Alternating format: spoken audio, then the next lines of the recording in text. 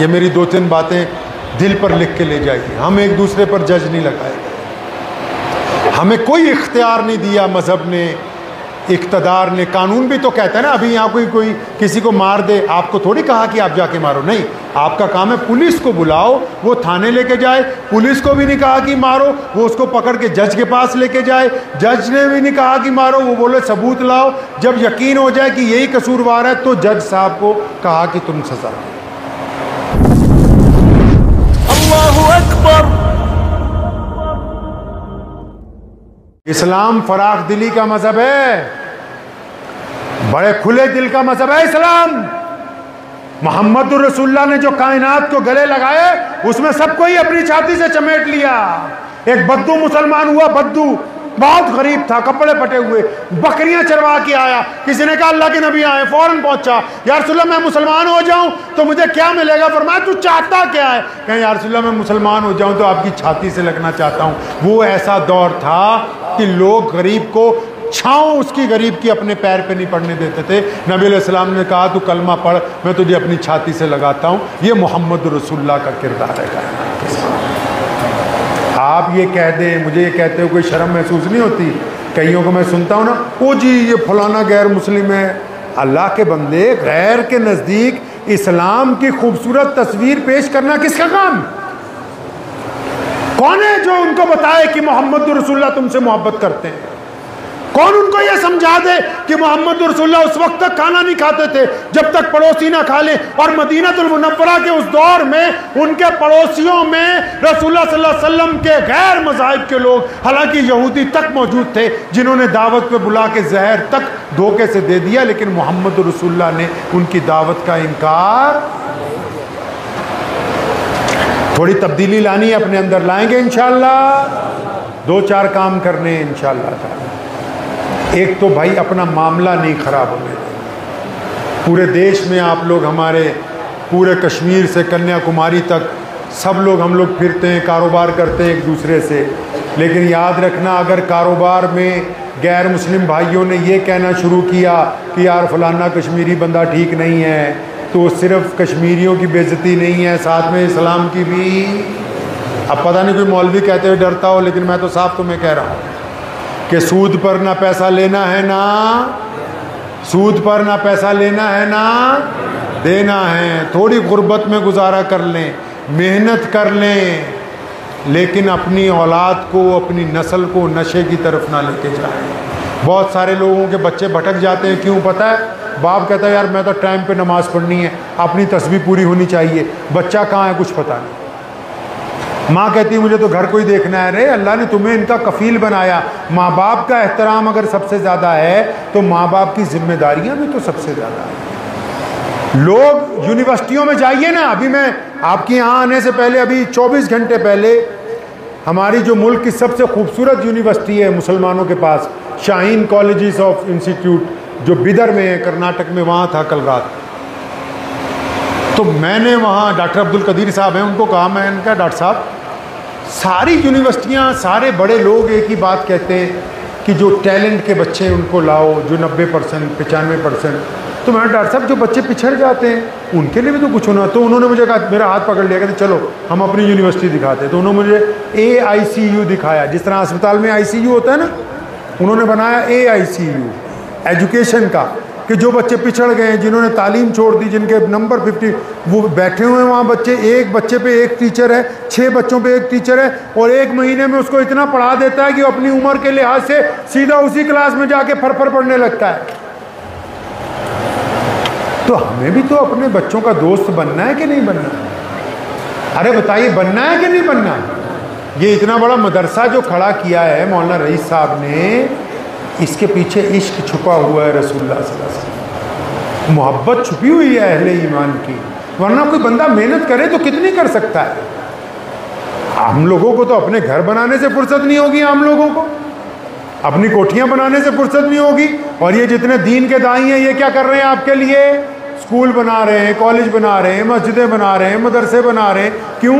क्योंकि हमारा ये मकसद ये है कि आने वाली नस्लें नशे से बच जाएं, रियाकारी से बच जाएं, बदमाशी से बच जाएं, जिना से बच जाएं, आप और हम किस जगह खराबी में आए, सुनिए आखिरी बात, उसके बाद मैं अपनी गुफ्तगू ख़त्म कर दूँगा। इस्लाम में दो बातें, अमर बिल मारूफ, वो भी पता है आपको, इनको पता है सब कुछ पहले से। बोला ना, नहीं सब लगे हैं। हाँ तो वही तो, फिर तो ज़रूरत नहीं यार, तुम्हें इतनी दूर से हमें बुलाया तुमने। दो चीज़ें हैं ना, नेकी की तरफ बुलाओ और बुराई से। तो हम सब मिलके क्या कर रहे हैं इतने सालों से? नेकी की तरफ तो बुला रहे हैं, बुराई से किसी को रोक। नबी अलैहिस्सलाम ने फरमाया तुम्हारा भाई अगर जालिम हो तब भी उसका साथ दो, मजलूम हो तो।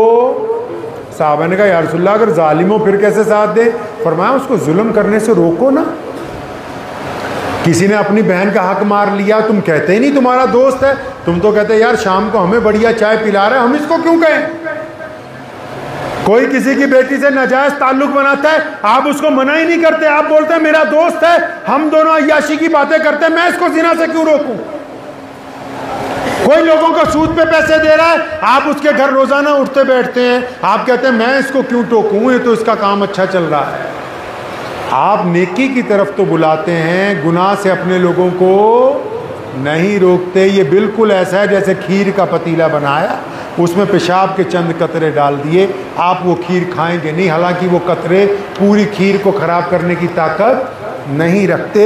लेकिन ये आजकल जो लोगों को कह रहे हैं नेकियां करो, ये बिल्कुल ऐसे हैं जब तक आप उनको गुनाह छोड़ने के लिए रजामंद नहीं करेंगे उस वक्त तक तब्दीली आने वाली। और गुनाह छुड़वाया जाता है तन्हाई में बात करके। ताना देने वाला कौन है? जालिम। कौन है? जो ये कहता है ना कि मैं मुंह पर सच्ची बात कहता हूं, वो गधा है। जो आप में से ये कहता हूं ना कि मैं जो कहता हूं मुंह पर कह देता हूं, वो नालायक है, एक नंबर का बेवकूफ है वो, और एक नंबर का बदतमीज है। क्यों? अगर ये सच बोलता है ना, जिस तरह इसका डायलॉग है कि मैं जो कहता हूं मुंह पे कहता हूं, अगर ये जो कहता मुंह पर कहता तो फिर ये तुम्हें बैठ के कह देता कि मैं तुम्हारे घर पे आता हूं तो तुम्हारी बहन की तरफ गंदी निगाह से देखता हूं। अगर इसको सच बोलने की आदत होती ना, फिर ये कह देता कि मैंने फलां के 10,000 ठगी मार ली थी। अगर इसको सच बोलने की आदत होती ना, तो फिर ये कहता कि मैंने फलां की जमीन पर नाजायज कब्जा किया है।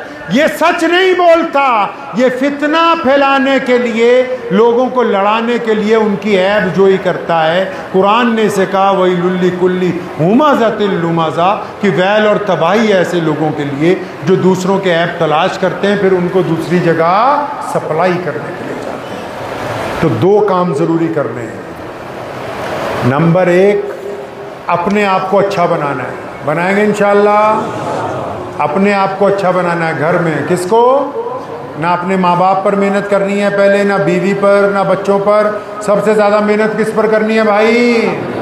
किस पर करनी है? ज़्यादा बड़ा बदमाश कौन है? ज़्यादा काम किसने ख़राब कर रखा है? मैं एक जगह जलसे में गया तो एक ऐसे ही नौजवान बैठे हुए थे मुफ्ती साहब, तो मैंने उनको बोला भी तुम्हारे घर में एक बंदा ख़राब है। मेरा मकसद तो ये था भी इनको बताऊं कि भाई हर बंदा अपने घर में ख़राब होता है। तो आगे एक नौजवान बैठा था, मैं कहा तू बता भाई तेरे घर में कौन ख़राब है? वो बोला जी मेरा बापू, मेरा अब्बू बहुत ख़राब है।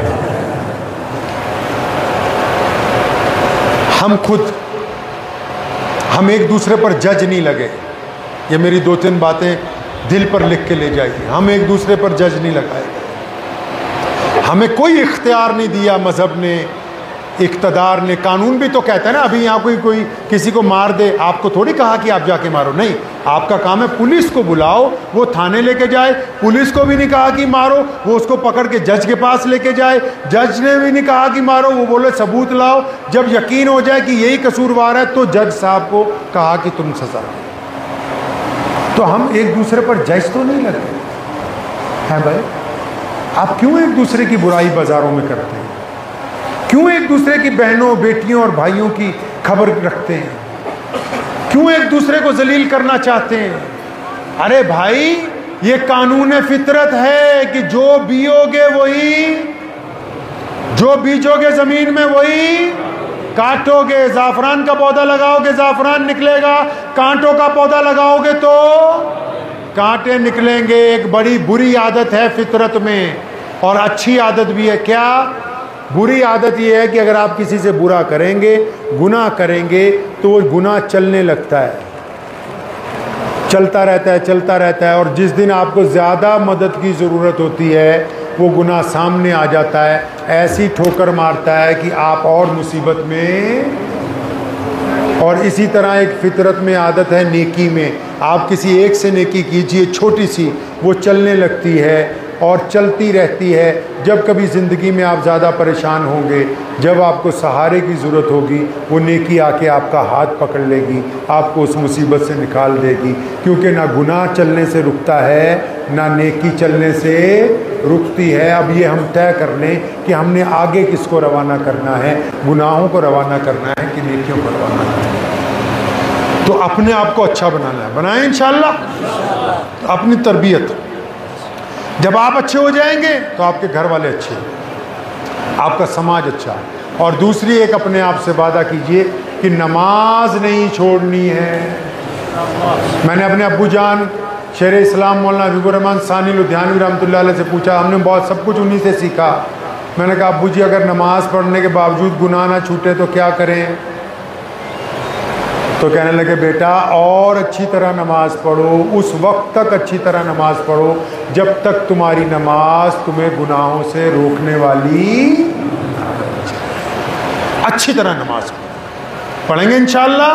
तो दुआ कीजिए अल्लाह ताला मुझे भी आप सबको इन बातों पे अमल की तौफीक अता फरमाए, मौलाना रईस साहब को अच्छी सेहत और लंबी ज़िंदगी अता फरमाए, इस मदरसे को मज़ीद तरक्की अता फरमाए।